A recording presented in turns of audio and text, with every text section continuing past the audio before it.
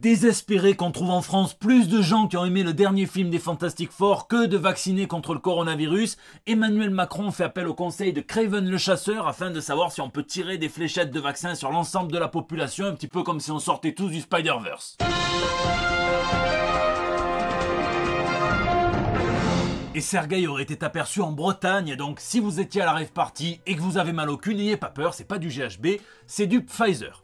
Je vous souhaite évidemment une excellente année 2021 à vous, ainsi qu'à tous ceux que vous portez dans votre cœur, que ça soit un reboot positif de l'année 2020. En attendant, sachez qu'il y a des choses qui ne changeront pas, puisque ici, votre fidèle commis des comics, vous êtes dans l'émission qui fait le tour de l'actu de l'industrie du comic book et de tous ses dérivés, c'est le 278e JT Comics. La semaine dernière, j'étais tellement content d'avoir pulvérisé le record d'audience pour un JT Comics avec en moins d'une semaine plus de 27 500 vues et 1800 pouces bleus. Vous êtes des malades, que je suis allé chez un coiffeur de luxe, je me suis fait péter le lissage brésilien et quand il m'a montré la facture et que j'ai vu que ça coûtait plus de 2 absolutes du Swamp Thing d'Alan Moore et que je ressemblais toujours à un mélange parfait de l'auteur et de sa créature, je me suis fait passer pour l'influenceuse beauté Marlène Schiappa, même si je crois que c'est allé un petit peu trop loin cette affaire, mais bon, en attendant, pour nous, on passe aux news de la semaine.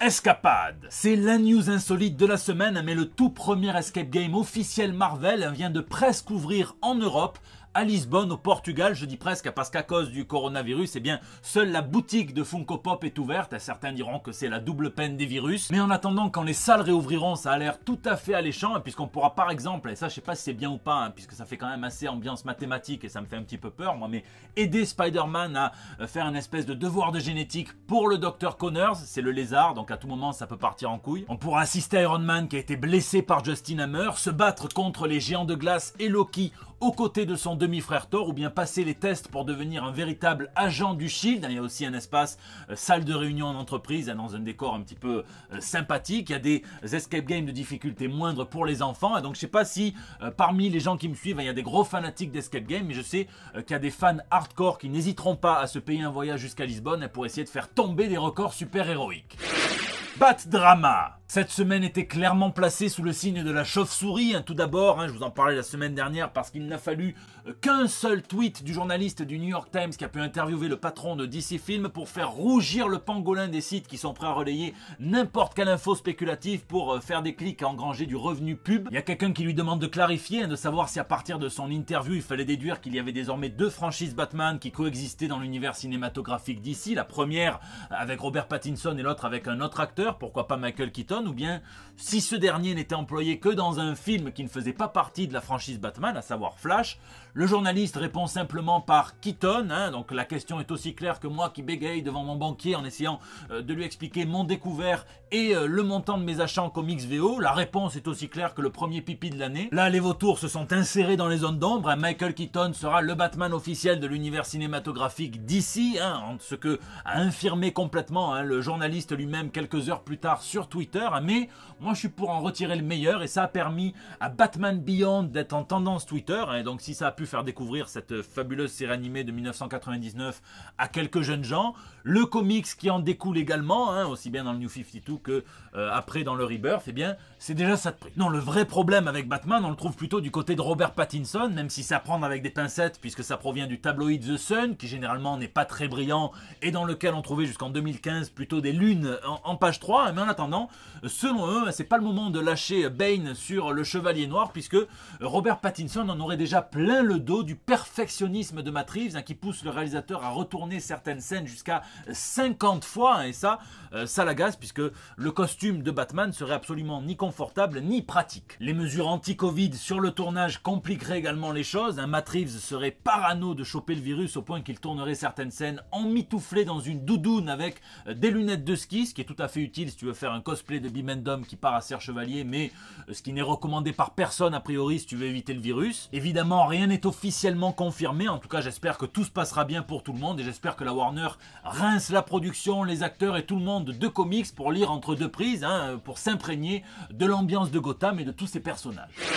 Warrior Woman. Encore de la nouveauté sur Wonder Woman, mais avant ça, un petit rectificatif par rapport à la semaine dernière, puisque certains d'entre vous m'ont signalé dans les commentaires que c'était plus compliqué que ça. Pour avoir un compte HBO Max, il fallait, en plus d'utiliser un VPN, avoir une carte de crédit américaine. Mais j'ai regardé, il y a des sites en ligne qui proposent des cartes de crédit virtuelles américaines, même si toujours d'après vos commentaires, hein, apparemment ça ferait beaucoup d'efforts pour un film qui n'a pas franchement l'air d'être un chef-d'œuvre, hein, ça serait un petit peu comme Simonet avec du Samplon 98.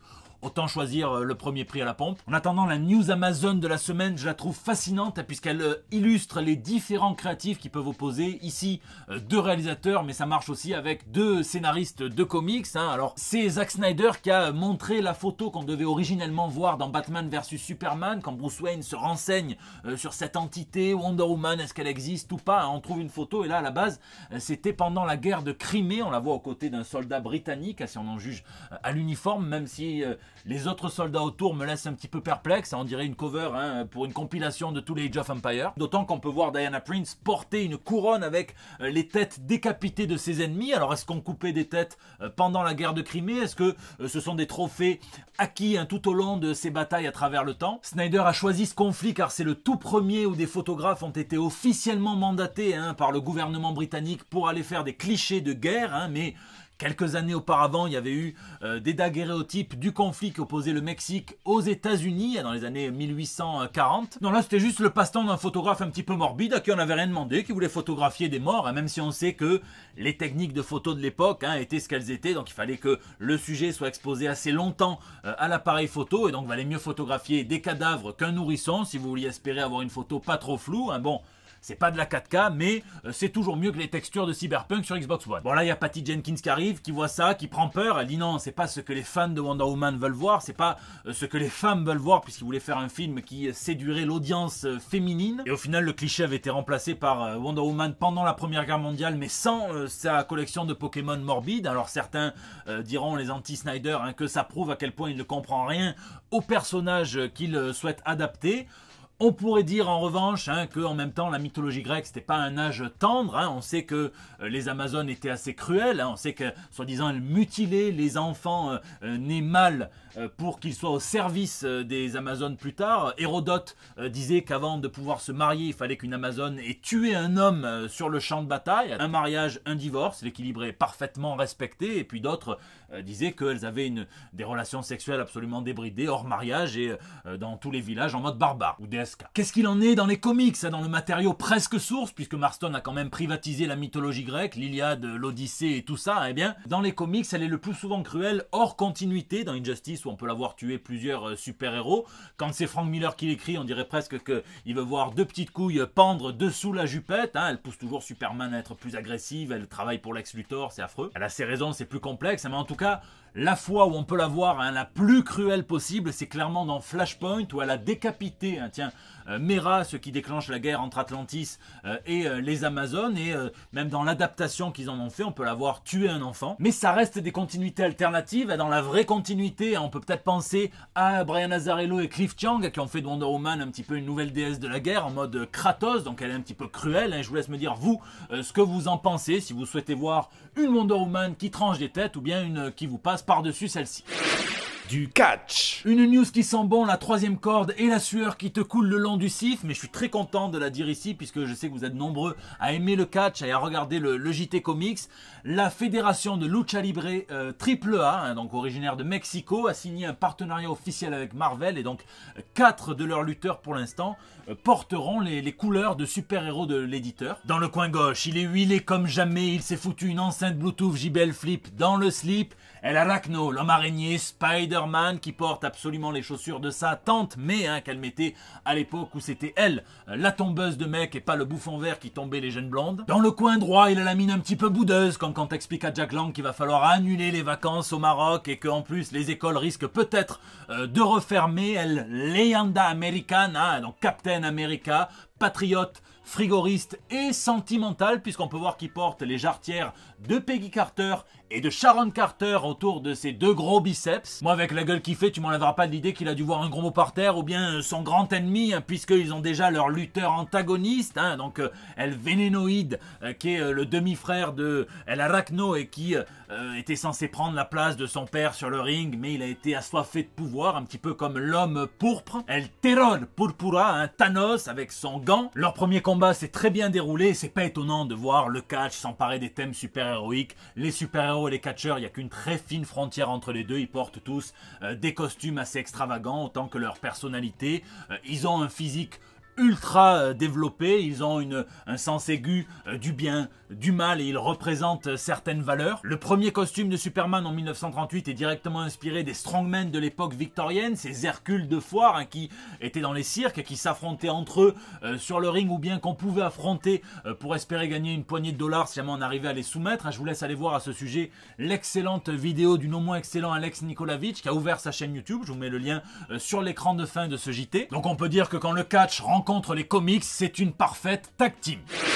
Go Go Comics! Si vous avez aimé le Hawkeye de Kelly Thompson, si jamais vous êtes bilingue, si jamais vous souhaitez progresser en anglais, si vous êtes prof et que vous voulez une ressource excitante, eh bien sachez que Marvel a mis en ligne gratuitement sur son site une histoire en prose de Kelly Thompson illustrée par Stefano Caselli, hein, une histoire dans laquelle Kate Bishop est en pleine pandémie, doit faire face à un voisin qui serait serial killer et qui veut tuer tout le monde. Le tout avec une jambe dans le plâtre, absolument pas banal le truc, je vous mets le lien dans la description. Deux news indé, hein, la première c'est que vous le savez peut-être, mais malheureusement Glénat Comics arrête la série des Power Rangers et qu'il va falloir sûrement se tourner vers la VO. Le repreneur le plus probable ça serait iComics, mais ils ont décrété que ça serait vraiment pas avant quelques années. Or Boom Studio propose l'intégralité de ces 6 volumes des Power Rangers dans une campagne de financement participatif. Vous savez que 2020 ça a été l'explosion des projets et des gains aussi, hein, puisque 22 millions de dollars ont été engrangés par des projets de financement participatif rien que sur Kickstarter. Donc en réalité il y en a bien plus et il y a 1,4 million rien que pour le projet toujours de chez Boom Studio hein, de Matt Kindt et de Kenny Reeves hein, qui s'appelle Berserker. Donc là ils retentent leur chance, c'est vraiment une édition un petit peu luxe avec un coffret à l'intérieur d'un boîtage spécial avec des illustrations exclusives. La campagne cartonne, je sais qu'il y a des fans de Power Rangers, faites-vous connaître dans les commentaires, donc go, foncez sur le truc quoi. Et enfin Aftershock Comics lance un tout nouveau projet, c'est le 3e de Steve Orlando pour l'éditeur, ça sera dessiné par Patrick Piazzalunga et ça s'appelle Project Patron, hein, ça vient raconter l'histoire de la mort et de l'arnaque de la résurrection du super-héros phare de la Terre. C'est très métatextuel hein, et ça vient mélanger le Gundam et le super-héros, puisque si la mort de ce Superman est tout à fait réelle, eh bien sa résurrection est montée de toutes pièces par le gouvernement qui sait que le peuple a besoin d'un symbole d'espoir. C'est donc une réplique qui est dirigée par des pilotes qui sont surentraînés, mais il y a des inconvénients et ces pilotes doivent demeurer dans l'anonymat le plus total et chaque session de pilotage leur coûte autant d'espérance de vie que si tu allais prendre une grande inspiration dans le cercueil de Serge Gainsbourg. Je sais pas vous, mais je trouve que ça sent très bon, hein, la sortie est prévue pour avril. Fatalité. Bon, je sais que c'est très humain que d'imaginer que la simple nuit entre le 31 décembre et le 1er janvier suffira à nettoyer les 12 mois précédents et à les oublier. Pour moi, le soleil se couche, le soleil se lève et nous, on doit essayer de faire la même chose. Mais c'est vrai qu'il y a certaines news qui viennent un petit peu te pourrir un réveillon et c'est notamment le cas lorsque j'ai appris la mort de l'artiste MF Doom, une légende du hip-hop, mais aussi un amoureux des comics qui s'était servi du Docteur Fatalis pour construire son alter ego. Hein, donc il avait un masque de fer et tel le monarque de la Latverie hein, et ses Doombot, eh bien il avait 1000 personnalités, il avait sorti tout un album sous le nom de Victor Von, toujours en référence à Fatalis. D'ailleurs on pouvait même entendre entre ces morceaux des skits qui reprenaient des extraits sonores du dessin animé des Fantastic Four de 1967, hein, le monde des comics le lui rendait bien puisque Ed Piskor l'avait par exemple évidemment dessiné dans le hip-hop Family Tree, hein, mais en même temps c'est normal, ça retrace l'histoire du hip-hop, mais Marvel avait officialisé un petit peu la collaboration puisqu'ils avaient fait dans le cadre de leur hip-hop variant cover une variante du Mighty Thor numéro 1 à l'effigie d'un de ses albums. Sa carrière est loin d'être simple, mais il était sorti du succès d'estime, il est mort trop tôt à 49 ans et il rejoint encore son fils qui est mort à l'âge de 14 ans en 2017, il rejoint son frère qui est mort à 20 ans en 1993, tous évidemment partis trop tôt. Adieu MF Doom, une pensée pour la famille et pour cet album commun avec Ghostface Killah sur lequel on peut définitivement faire une croix. Lisez, et cette semaine, ça y est, je ne peux que vous conseiller les 3 tomes de Mind MGMT. Le 3e sort cette semaine, demain, chez les éditions Toussaint l'Ouverture. C'est une petite bombe, très clairement le genre de lecture qui te cale, hein, vous savez, hein, donc l'histoire d'une organisation secrète qui se sert de manipulation mentale à grande échelle, sous toutes ses formes à la base pour faire le bien, et puis qui finit par l'utiliser que pour couvrir tous ses foirages, hein, et ça j'ai l'impression que c'est l'histoire de la vie. La portée est immense, hein, quand je vois le point de départ de l'histoire, c'est une écrivaine qui va absolument percer le secret de ce vol dans lequel lequel tous les gens sont devenus amnésiques, sauf un enfant, et dans lequel, selon le registre, il manque un passager. Elle va essayer de le retrouver, et quand je vois le dernier chapitre, tout ce qui s'est passé, c'est complètement dingue. Je sais que Matkins voulait faire une histoire en 50 chapitres et que finalement il a fait rentrer tout ça en 36, mais on n'a pas l'impression d'être assailli par trop d'informations, comme quand on regarde par exemple le dernier Hellboy. Matkins c'est un joueur, et là vous retrouverez des informations dans la marge. Apparemment, si vous lisiez ça en mensuel, en VO,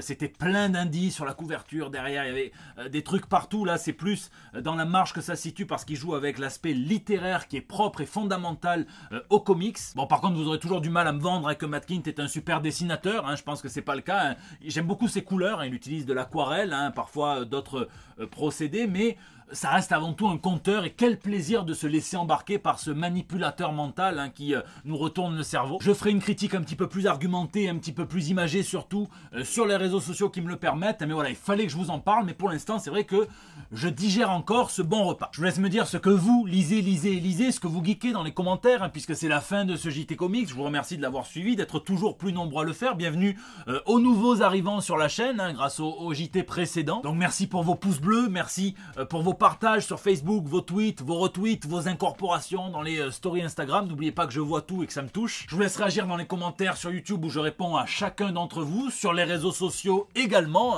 C'est là aussi que vous me laissez vos petits messages pour El Bando del Pueblo, votre espace de liberté depuis maintenant 278 semaines. Essayez de prendre soin de vous, de prendre soin de tous. Je vous fais des bisous, je vous donne rendez-vous la semaine prochaine pour des nouvelles toutes fraîches. Je viens d'envoyer ma version de Oui Oui à Zack Snyder, ça devrait lui plaire. Il y a une scène où, pour retrouver ses jouets, Oui Oui égorge Potiron et Monsieur Culbuto. Après je passe à bonne nuit les petits, tu vas voir ce que je leur fais à Nicolas Pimprenel, moi.